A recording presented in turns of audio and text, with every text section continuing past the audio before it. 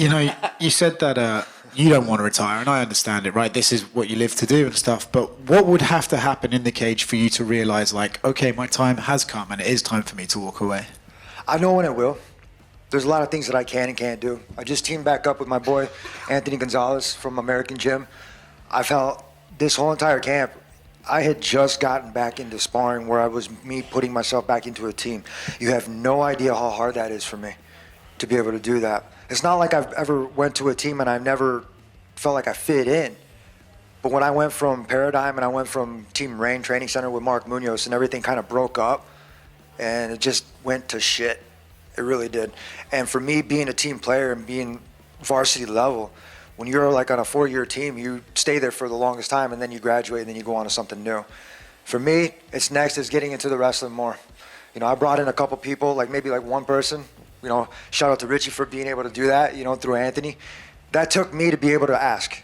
That took balls to be able to go and be like, hey, look, I need help. How many other people are able to do that? They're not. They need people to pull them in a direction and be able to, hey, look, you need to do this. That used to happen. Now I'm kind of like on that verge of coaching, but I'm kind of like, no, I still want to fight. I still want to compete and I still want to do this. I want to do a whole bunch of stuff. If I didn't have the love, both those gloves would have been left in that fucking ring. But it wasn't even anything else but for me to be able to be like pissed off at what the fuck just happened. Look, we know what Dana said, right? And at the end of the day, he's the one who gets to call those shots. If the UFC say to you, I'm sorry, Tony, no more, what do you do? Do you consider competing for other people? Do you call it a day on that, or what do you do? I talked to my homeboy Lloyd right there, and what we do is we go do something else. And I'm going to be real. If those fans out there are willing enough to come out here and fly and spend thousands of dollars to come watch me compete somewhere, I guarantee you they're going to follow me somewhere. And that's the humblest thing I can fucking say, because no matter where I'm at, no matter what I'm doing, I'm going to get better and better and better and better. I feel like these gray hairs right here with the blonde hair, you know, are kind of slowly fading away too. So I'm going to have to do something different, which is, you know, obviously find a new team, which is cool. I found a good sparring team, but I'm going to have to go and start wrestling a little bit more. I'm going to have to put myself out there more. I feel comfortable being around these people that I'm around right now. And that's a lot for me, because I don't really fucking hang out with anybody. Superheroes only hang out with superheroes when it's need be. So the UFC journey may be over, but MMA journey is not over for Tony Ferguson. Well, I've always competed in wrestling shoes. And that's the one thing.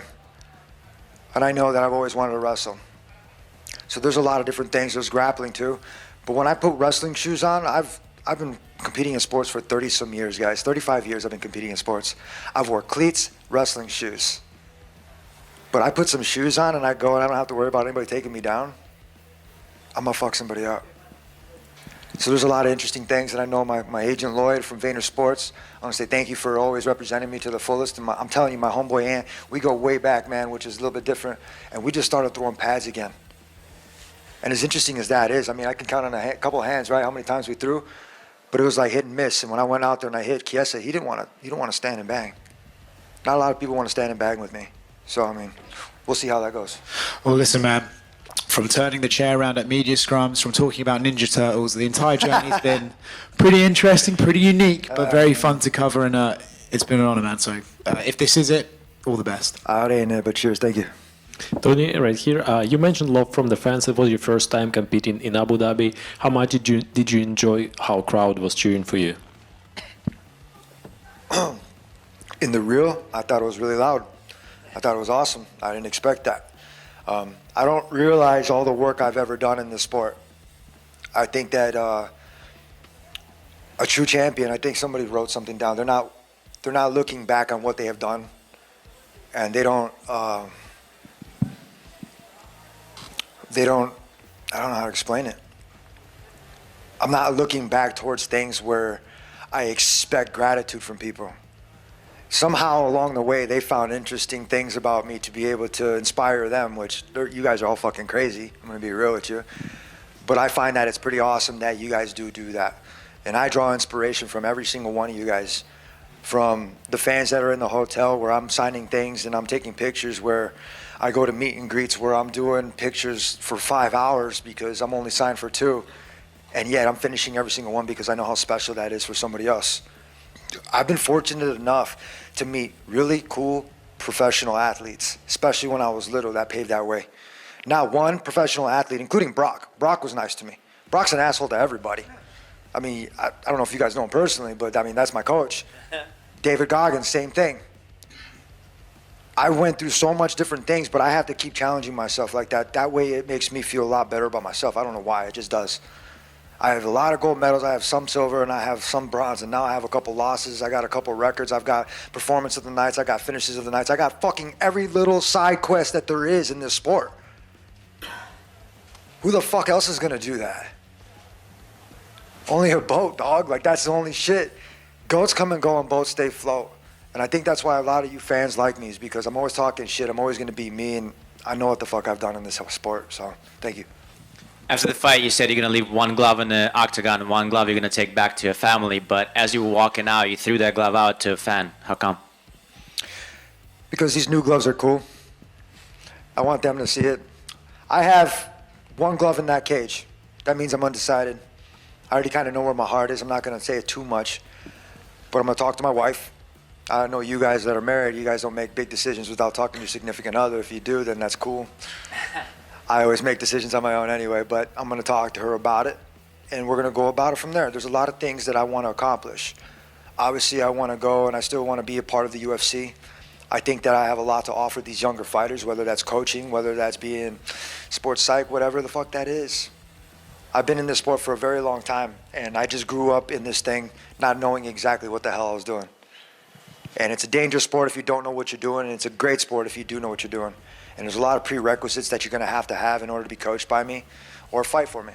So regardless if I open up a promotion, if I go to coaching, I'm not saying I'm going to be a manager, but I'm not done yet. So I got a lot of shit to do. I'm still hungry.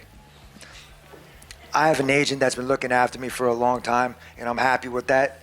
And I'm going to keep providing for the fans, for my family and everybody else the way I know how to, which is hard work. I'm not going to fucking stop competing. That's just my blood. That's just how I am. I want my kids to keep seeing me compete. For now, you know, I want to say to my team that I coach football over in Santa Ana for the Monarchs, you know what, we got practice, so I know I was going to go out there and get this W, but you guys never quit, okay? So I'll never quit on you boys. You have a lot of fans in Russia, I'm just going to tell you this. You know, I love Russian fans. We've gone back and forth since me and Khabib first signed on the dotted line.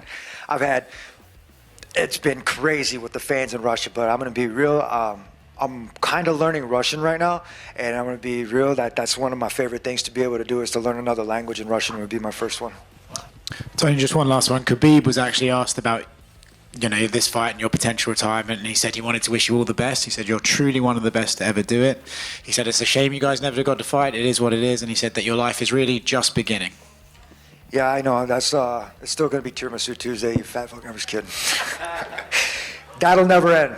I mean, think that's cool. It's like a saga. You ever watch Dragon Ball Z? They have sagas all over the place. That's how that one went. McNugget Monday, so on and so forth. It's Wing Wednesday all day, every day, and twice on Sunday. So I want to say thank you, Khabib. You know, I always wish everybody else the best too. You know, no animosity with Khabib, but we went through hell and back.